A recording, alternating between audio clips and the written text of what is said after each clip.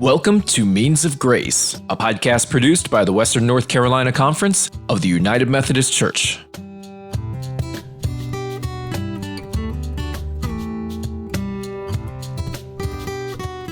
Welcome to Means of Grace. I'm Melissa McGill, the Conference Director of Communications. In this episode, we sit down with Bishop Ken Carter to talk about leading the church in this season, his calling, his words of encouragement for church leaders, how he takes his coffee, and much more. Let's dive in.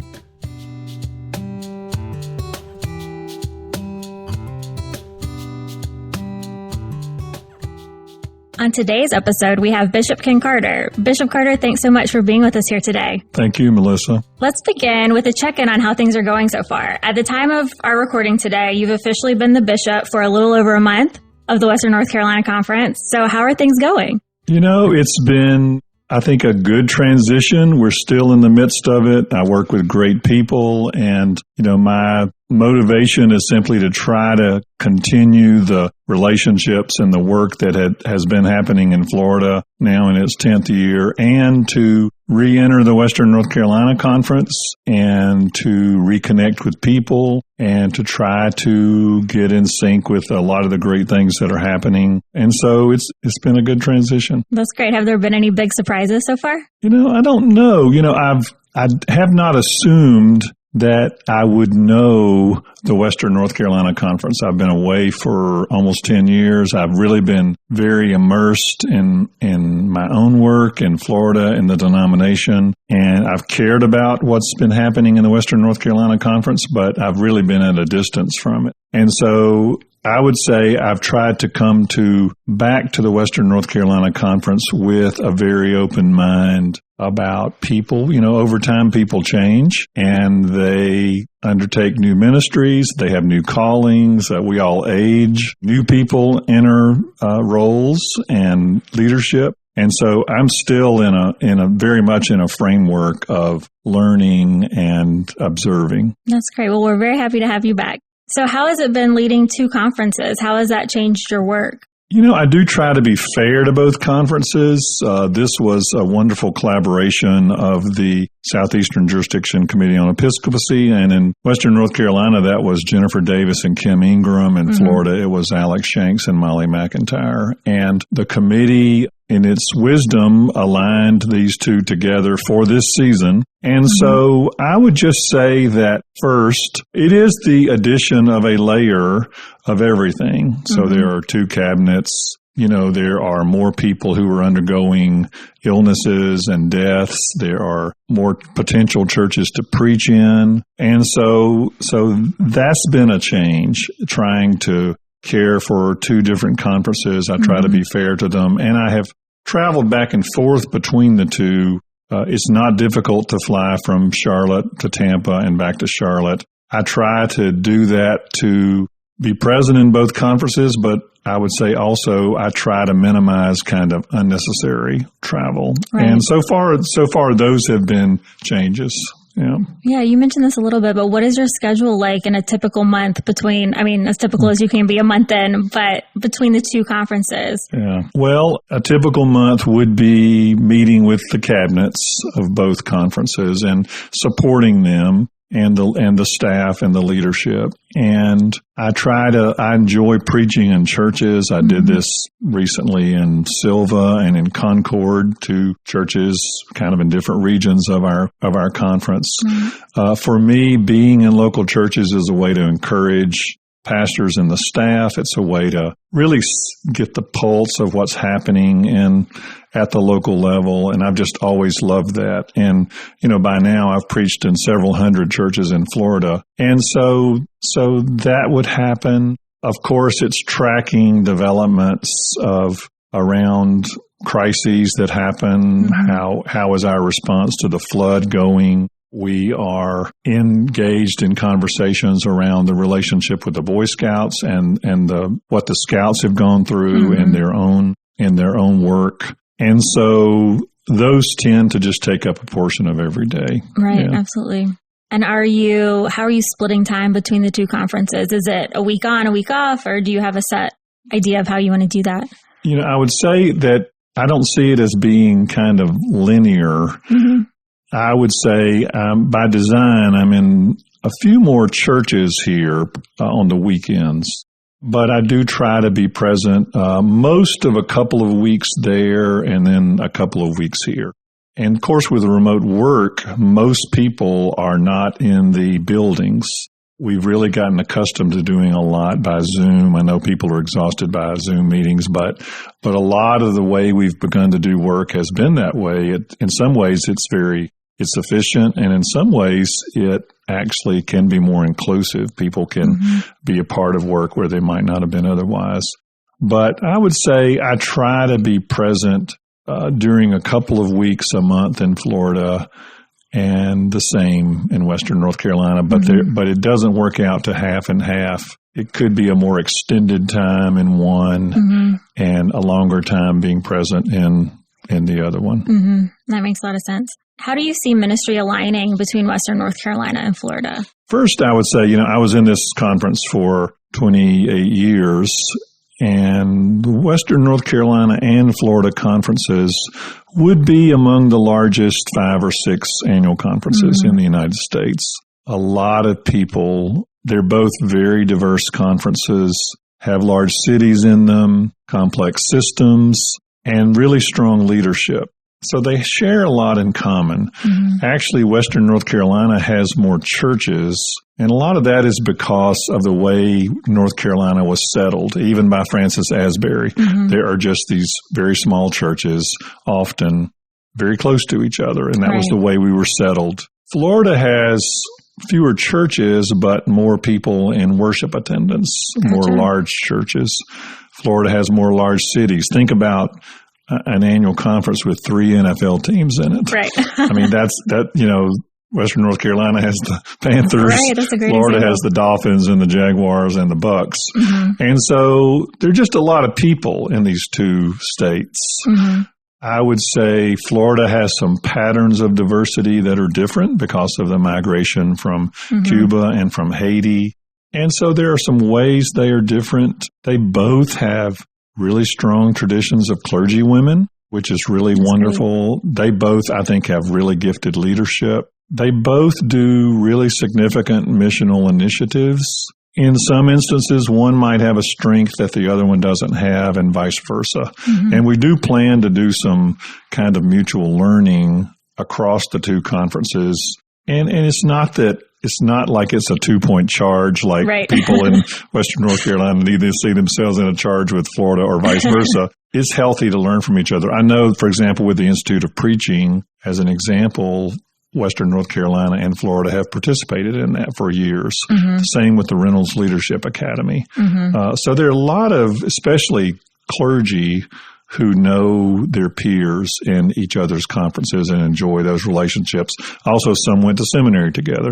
So there are a lot of natural relationships. You've mentioned 4 values to guide our work together as a conference, and I'd love to get into those a little bit deeper. And they are the importance of vital, sustainable local churches, the unfinished agenda of dismantling racism, making our way through the COVID-19 pandemic, and a vision for the continuing United Methodist Church. Can you tell us a little bit more about those?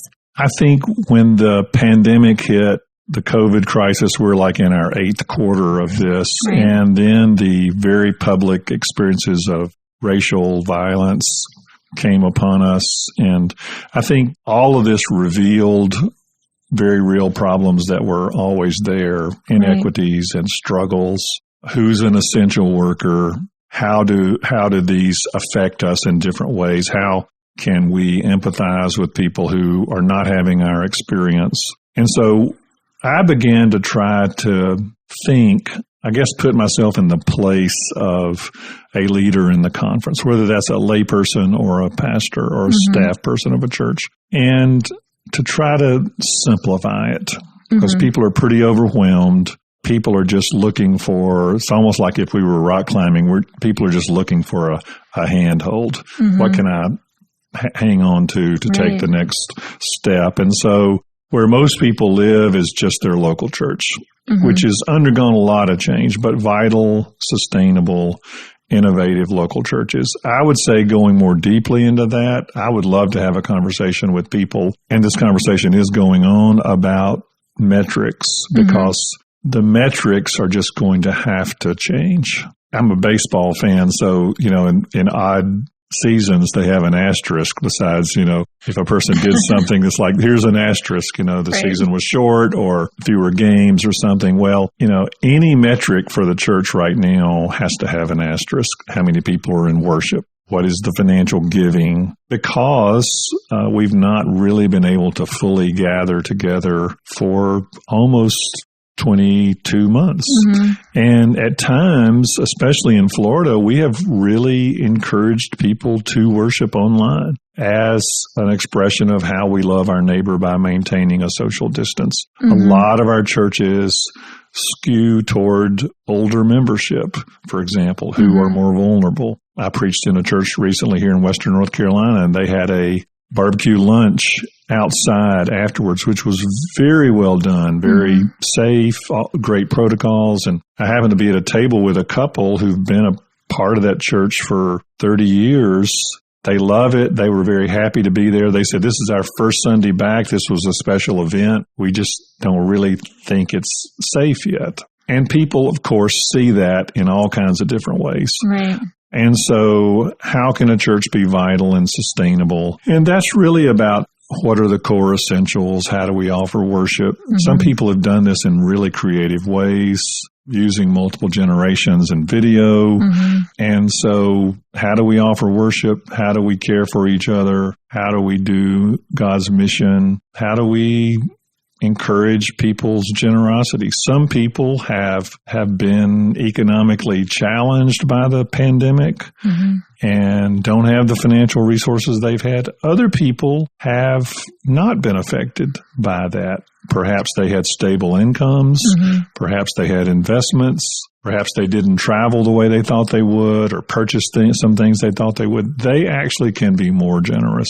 And we've seen this happen in churches. And so that's really important. I think the racism piece is just simply that we try to keep this in our main line of sight from whatever vantage point we have. And I would say speaking to Anglos, to persons of to white persons, it is how we can imagine the life of a person of color.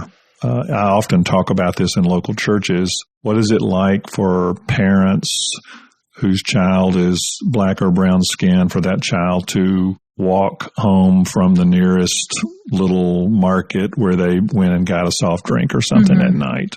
We've had clergy, African Americans, Haitians, Hispanic, who regularly get profiled, pulled over in the neighborhoods where their parsonages are.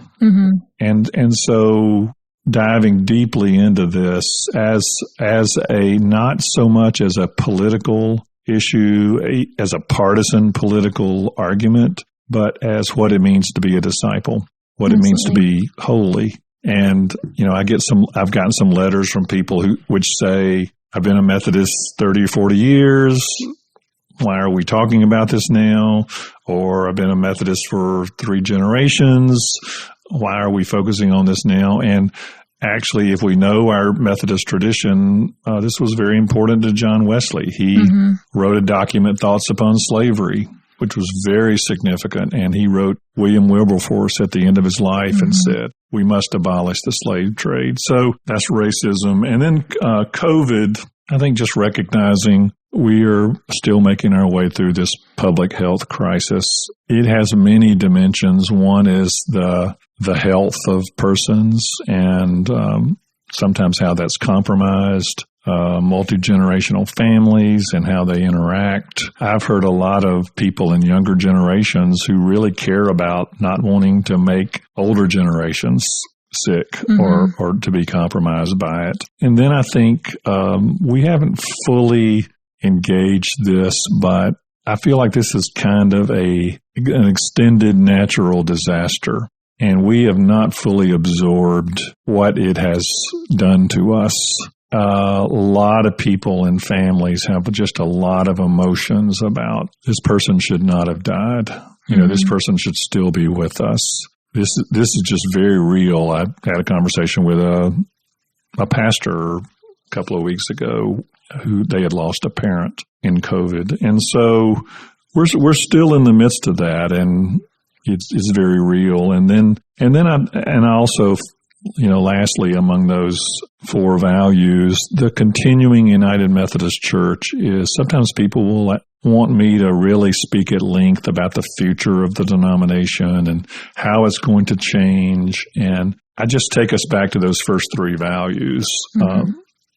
Those are really what I'm most focused on. But there will be a future of the United Methodist Church. And I've had the blessing or the assignment of being at the heart of a lot of that conversation. Mm-hmm. It's important to me, and it's really important to me because I was in this conference from very young adulthood. It gave me a place to serve. Mm-hmm. It gave me opportunities to grow, to lead, to meet people I never would have met, to learn things I never would have learned.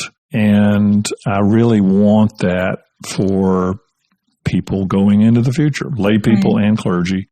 And I also want the church to be open to all people because all people have been created in God's image. Mm-hmm. And I've talked more at length about that, but I just don't think it was a tragedy that we singled out one group of people, the LGBTQ community, for discrimination. And I've seen the church open itself up to many kinds of persons in their differences. Mm-hmm. And when the church does this, we are always, I think, aligned with the Holy Spirit. I think that's what Acts 15 is. Mm-hmm.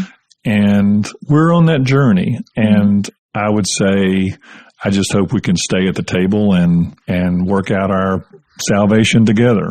I think those really hit on the pulse of where the churches are and clergy and church members as well. We have a couple of questions that we crowdsourced from our Instagram at WNCC, and they hit on those 4 topics as well. So we'll jump right into those.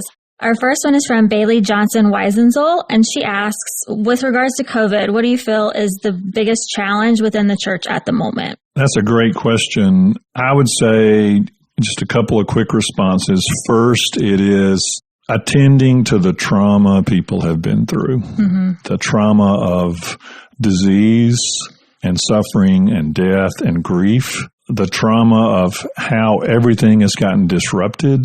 So people have not been able to engage in really important rituals.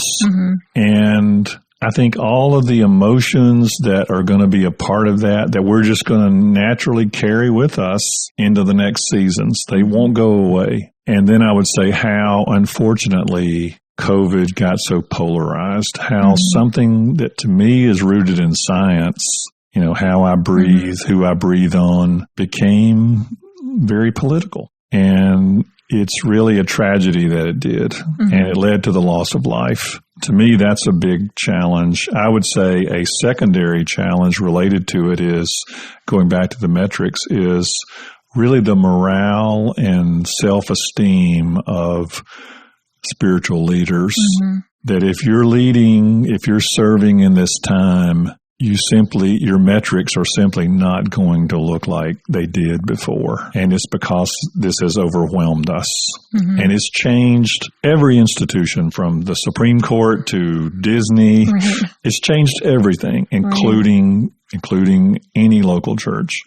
And so those, to me, are challenges that we need to reflect on. Absolutely. Our next question is from Autumn Inkhart, and her question is around influencing a return to the fundamentals of faith in our churches. What are your thoughts on that? Yeah, that's a question actually that I love, how we return to the fundamentals, to the life-giving resources. And for a Methodist Christian, that is the grace of God that's available to all people through Jesus Christ. That is our journey to holiness, which is personal and social. And that is that we do all of this in connection to each other and not in isolation. Those are the fundamentals. That's Jesus teaching, love God, love your neighbor. That's Paul saying, while we were yet sinners, Christ died for us. That is in the book of Philippians, watching over one another in love. And so it's grace, holiness, connection. Those are the fundamentals. That's really at the core or the heart of Methodist Christianity. And our last question we have from Carter Ellis, and she asks, as we look to the church of the future, what is one thing that we need to hold on to? And what is one thing we need to let go of? Well, in some ways, and thanks, Carter, in some ways, holding on to really our tradition of, to me, the grace is really at the heart of it. And that is, this is not about my merits or my righteousness or my goodness. It's really all a gift. The fact that I'm a Christian, the fact that I have an opportunity to serve, the fact that I'm in the body of Christ, the fact that I found my way to the United Methodist Church, all that's a gift of God's grace. And so I think holding on to being a people of grace is pretty essential. I would say the connection I want us to hold on to, I've talked a lot about this. I would say, I'm a person with a lot of privilege in this church, in this, we could call it system. And I could perhaps get by on my own. Maybe not, but perhaps I could. But I have seen the connection really gives life to the most vulnerable. I think about things like UMAR, and I think about things like disaster recovery. I think about things like the guaranteed appointment, often of clergy women who might be ignored, or persons of color who have a dialect which might sound strange to a majority Anglo culture. I hope we hold on to the connection, not as a bureaucracy or as even a denomination, but the connection gives life. So I hope we hold on to that. Letting go of, that's a great question. What do we need to let go of? I hope that, I'll just speak confessionally, I hope that people my age can begin to let go of our illusion that we can control the future. And I really see myself as kind of a bridge figure. I've been a part of the church through my life. I've been in leadership for a portion of that time. And yet I can sense that the church is going to undergo change because everything is undergoing change. COVID has accelerated that change. So I would say the letting go is for persons like me to begin to share leadership. In the Florida conference, we did work around what we called reverse mentoring, which was people in positions of power or authority or responsibility being mentored by people who are newer in the journey, who don't have as much of a role at the center of all of that. And because of that, they see things and they know things that the institution might miss. And so for me, that's all a part of the what we can let go of. Yeah, that's great. Thank you, Bishop Carter. And also thank you to our questions from Bailey, Autumn, and Carter. Thank you guys for submitting those. So now let's shift a little bit more into your personal story with the church and your calling. So how did you first come to the United Methodist Church? I've told this story a number of times and about how I became a United Methodist. And I preface it by saying that, I was a pastor for 27 years. I never told it. Oh, really? And I don't know why. Yeah. But when I got to Florida and began to meet several hundred people here and there and here again, I began to talk about how I became a United Methodist. And it was really my parents, who were good people. They both have passed in the last couple of years. Their marriage ended, and my mother was active in a church, and she had 2 or 3 people had a conversation with her, and they said it might be good if you found another church. I was in middle school. Wow. And I remember that it was not a Methodist church. And I remember we had this kind of season where we didn't go to church. It was awkward. It was strange in the Deep South. And my mother was a teacher, and one of her friends invited us to their Methodist church. It was Epworth United Methodist Church in Columbus, Georgia. And we started going there. It was kind of a small neighborhood church tucked back into this neighborhood. And it did not have the bells and whistles of large churches, but I just remember they accepted us. And they had a basic love for a family that was kind of going through some chaos. And that's really how I became a United Methodist. And that has, I would say, given me a bias that the church exists to welcome people in their different ways of chaos. It's not that we get it all together and we become a part of the church, that was my experience. That was my experience of grace in this church. And that's really how I kind of came to it. Right. That's the church at its best. Yeah. How has that impacted your leadership now through the Council of Bishops, through leading conferences as bishop? How has that impacted you and the way you lead? I would say one of the ways it's impacted me is, and this was just the blessing of my life. I went on to be able to serve a couple of really large churches and was an associate pastor at a really large church. And I love those churches. And they had resources. They could do really significant things, even at a global level. What that first experience did for me is it moved me to want to encourage every local church and every pastor. There is a family like our family near every one of our churches. Absolutely. And so as to say, your church can do something significant. It doesn't have to be flashy. It doesn't have to be big. But your church can be the community that heals a family, that gives them a new beginning. And that's the connection. We are a connection in this conference of over 1,000 churches. We're a connection of almost every conceivable kind and size of church and style. I believe what holds us together, which is the grace of Jesus Christ, is much more important than what might separate us. And I think most of that is irrelevant to most people who live around our churches. So I would say that's been something that maybe even self-consciously, I don't often think about it, in a rational way, but it was kind of always there. Yeah, that's great.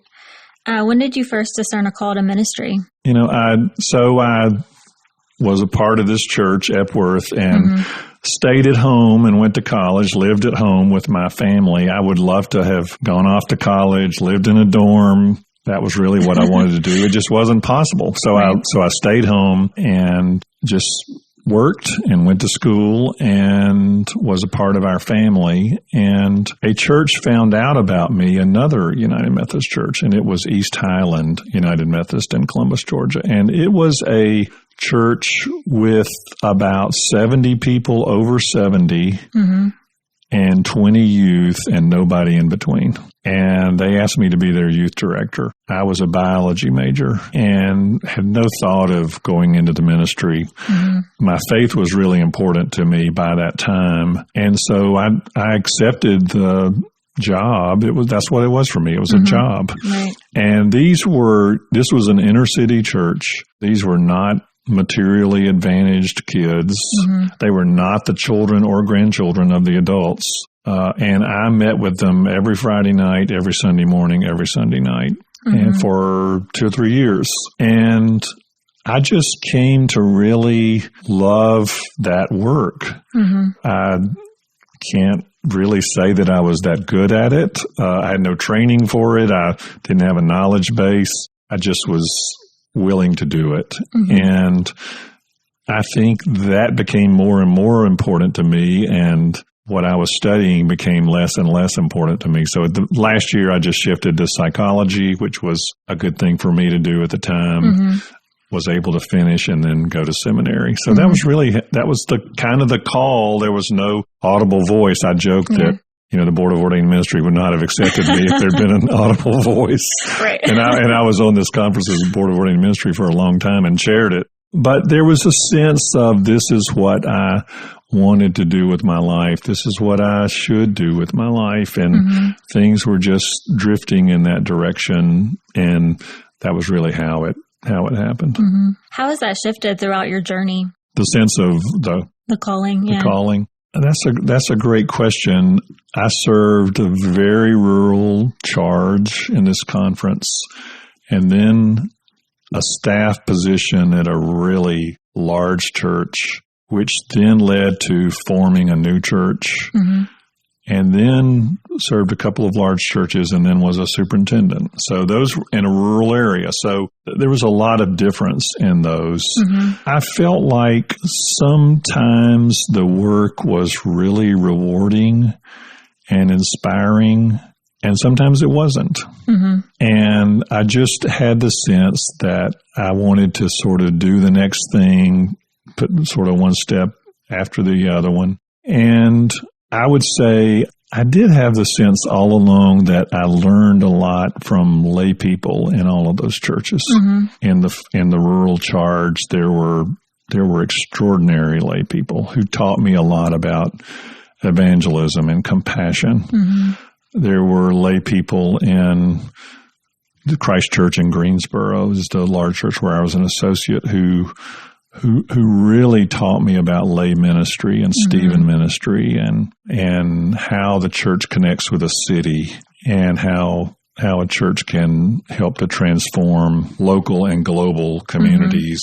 And then in starting a new church, there were lay people. And so the call was always, a part of the call was always what I learned. And I had the privilege of just serving and learning from some extraordinary lay people. And then I would say once I got to those large churches, which were Mount Tabor and Providence, I worked with great staffs of people, some pastors in those churches, and began to get really interested in spiritual gifts. And once you get to that scale, it truly cannot be done by one person. And so I began to learn a lot more about what my spiritual gifts were, what they were not, to see difference and try to appreciate it rather than resent the differences. And the worst staffs were everyone's a clone of one person. The best ones, if you can hold them together, are where we have our differences.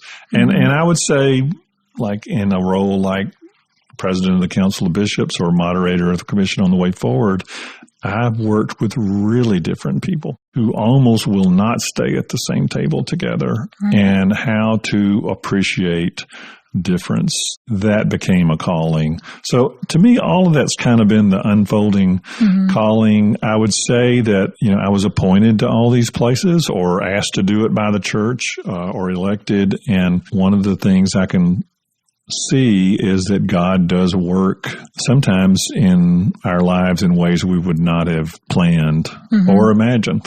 Right. Yeah. What have been some moments in your ministry that keep you inspired and engaged in this work? I would say, again, seeing really gifted lay people flourish and grow in roles of leadership. That would be one. I would say in the work of the last 10 years or so, I learned as soon as I became a superintendent that you really sit at that cabinet table for other people. The same is true for being a bishop. It's really not about me. It's about seeing other people and creating opportunities for them, and then realizing someone did that for me. A Bishop Kammer or someone else did that. Someone saw my possibility for ministry and gave me an opportunity to do something. And that's inspiring. It is inspiring when you know that a particular appointment of a person to a place can change their life. It's a little scary too, but it is inspiring that it's almost like people come to life. I would say some of the hardest things I've done in terms of working through conflict, working with people who have been really harmed, people who really have very little trust in the church or leaders, being a part of some of those processes, some of which are so private I couldn't talk about them, but in a way that's inspiring too, because when you are sitting with someone who's really been harmed and they share their story with you, they've given you something that's really sacred. And I've learned that times you really can't fix it, but I have been privileged to be in some of those places and sometimes learn from people who do that really well. And so those are inspiring. I mean, lastly, I would just say I loved being a pastor of a church. I loved holding up the light on Christmas Eve and there being a sea of people in a totally dark sanctuary holding up a candle and singing Joy to the World or Silent Night. That's inspiring to me. Yeah. That's awesome. How about some of the challenges that you've been through and how did you get through them? I think the challenges The challenges are, I'm going to sound really judgmental when I talk about what I have perceived as challenges. I have this sense that I just want everyone to be contributing and to be constructive, to building up the body, to helping the church be stronger for others. And the challenges are when I know people are doing things that are destructive. I know that. Whether that's in a local church or whether that's in a denomination. And I would say the challenge for me is that I just don't respect that. And I can be very judgmental about that. And I can sometimes just write a person off about that. The harder part is to really try to build a relationship with that kind of person, to try to understand their motivation, to try to get to the place where I can be honest with them and say, I think you are harming other people. I think what you're doing is not healthy. And yet I have a relationship with you, and what can we do to write a different narrative for all this? The easier thing is just to write a person off, and I learned a lot in studying the book, The Anatomy of Peace, about a heart at war and a heart at peace. And the challenge is to have a heart at war with people, to see them as an object, as a stereotype, as the enemy. That's very easy for me to do. And when I'm more tired, when I'm more exhausted, I'm more there. The challenge is to try to build a relationship, not to sacrifice a principle or be dishonest. That to me has been some of the most challenging of the work. I think we're seeing a lot of that in our society at large. Yeah, absolutely. As well. What advice do you have for clergy and lay leaders going through their own challenges in ministry? That's a great question. I know that advice is a hard thing because we tend to resist. I resist that sometimes. I would just encourage people this is going to be very practical. And if you're serving 100 people, you're going to have someone who's going to be unhappy with what you're doing. And so I used to say in a church, don't give anyone a whole page in the pictorial directory. So if one person is unhappy, don't magnify them to be as big as 24 other people. Understand that in the law of large numbers, there are going to be people who are going to be critical.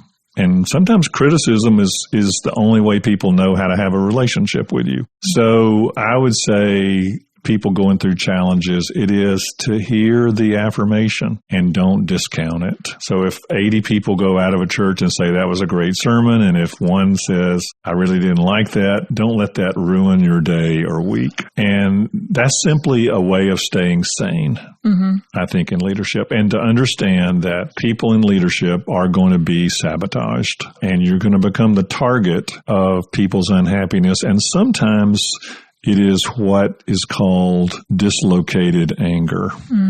That it is anger that is really not perhaps about a person. It just comes from somewhere else. And it's just that the spiritual leader can become the target of it.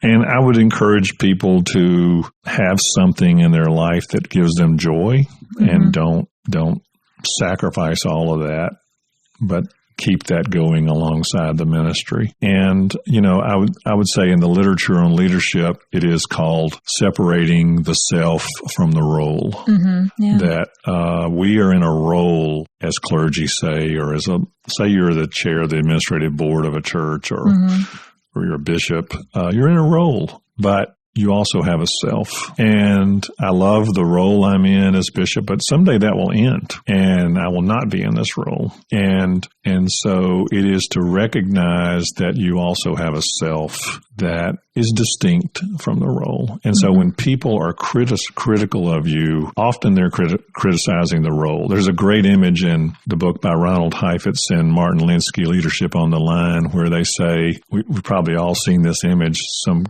kids are kicking a soccer ball down the field, and people are yelling at the kid who's kicking the ball. They're not angry at the kid. That's just where the ball is. Right, yeah.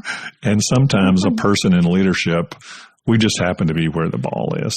I've been near where the ball is a lot in the last years. And sometimes I can step back and say, they're really not mad at me. They just want to weigh in on this subject.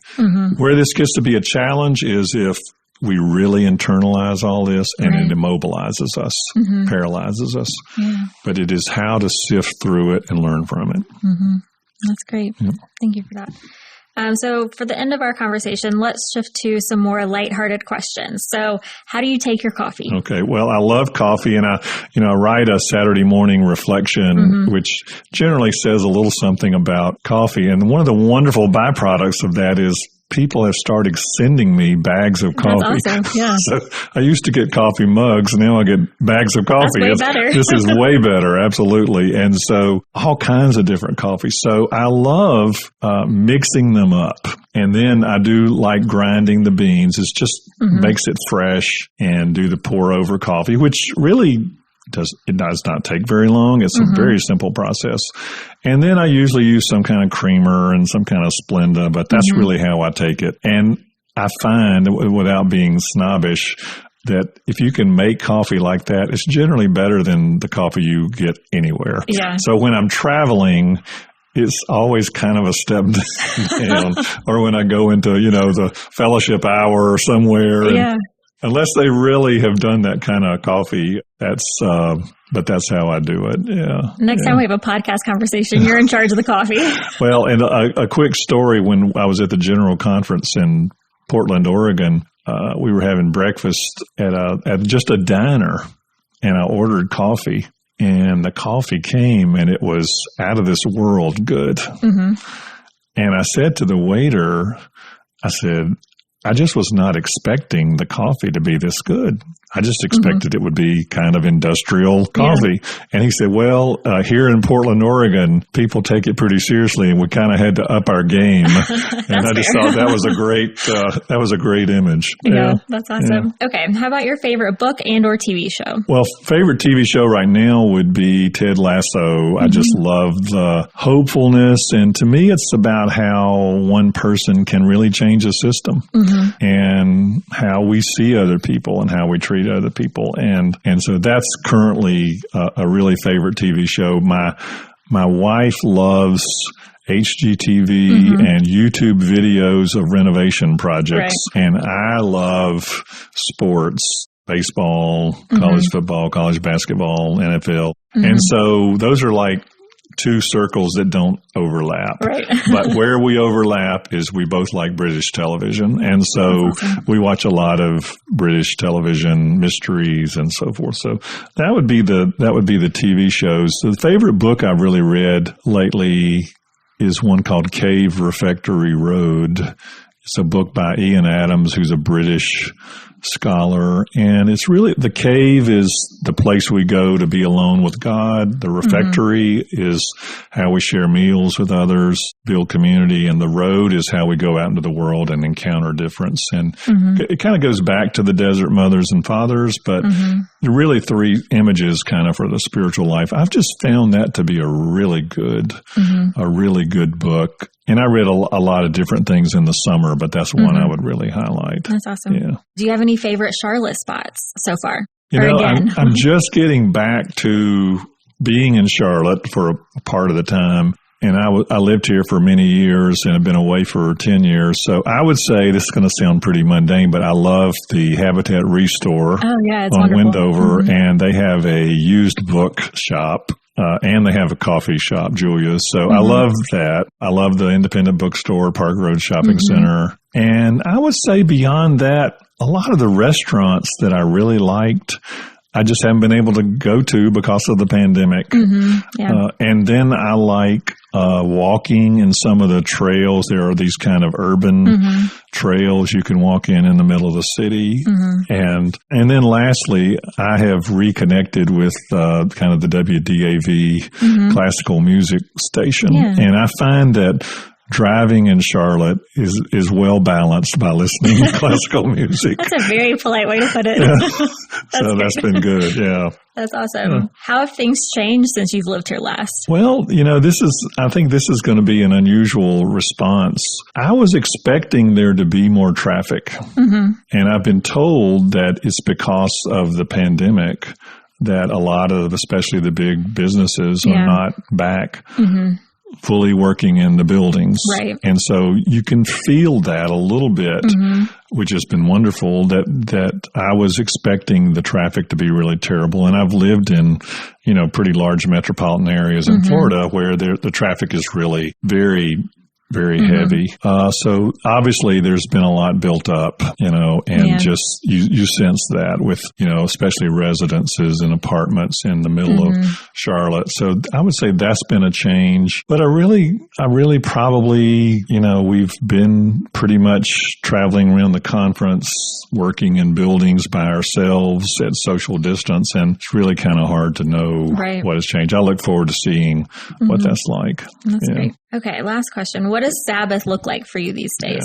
Yeah. We've talked a lot about work, so let's talk about Sabbath. Well, that's a very appropriate question. I was just going over the calendar this morning with a couple of leaders from each of the two conferences in our offices. And I would say for me, it does not look like 6 days of work and 1 day of rest right now, simply because a lot happens on weekends. But we've had the celebration of the Hinton Rural Life Center on a Saturday and talking to delegates on a Saturday. We'll have the connectional table on a Saturday. And then Sunday is when, sometimes I'm in a church. So, but what I've tried to do is really schedule a long 4-day weekend each month and kind of in the middle of each month. And that's very much a Sabbath. And then I do believe the beginning was having these dialogues with clergy, meeting with groups, which we're doing in September and October. And then we will be having installation services for the superintendents and doing appointment making. And so, but I clearly recognize there's a need for that kind of way to stop and experience Sabbath. So I do try to build that in. I do try to have, I use a physical paper calendar. I'm kind of old school that way. And I have 4 days a month that have on them rest. And I would say, and I really encourage, especially the cabinets I work with, and I encouraged this when I was on multiple staff, for people to try not to do administrative work in the evenings, late in the evenings, on the weekends. Now, a personal crisis is different. An illness is different. A hospitalization is different. But I find that I really try to push administrative work into business hours, and that helps people have more boundaries. Absolutely. Is there anything I didn't ask that you wanted to share about?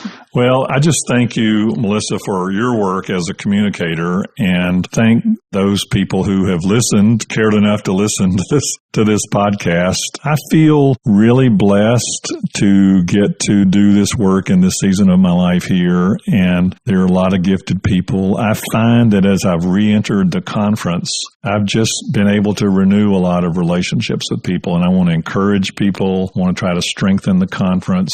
Some of the work we need to do is some work that is really due to be done. And it may seem complex, it may seem challenging, but I feel like we can do it. I remember one year in an annual conference in Florida, we were going to debate something that was going to be really controversial. And so before we took a break, I said, when we come back, we're going to work on something of which you're going to have differences, and this is going to be controversial. But I said, I believe you're mature enough to do it, and I believe we can do it. And so we're going to take a break, and when we come back, we're going to dive right into it. And I really think that's what I think about the Western North Carolina Conference. There are some things related to the vitality of the church, to the experiences of racism, to how to be a more open church to all people, to how to rebuild the church after COVID, how people can come closer to Christ. that's our work, and it's what we're doing now, and it's ahead of us.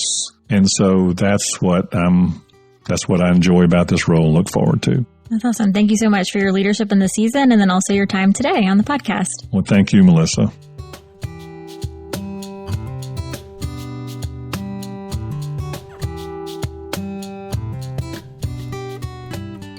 Thanks for listening to this episode of Means of Grace. I hope you enjoyed our conversation with Bishop Carter as much as I did.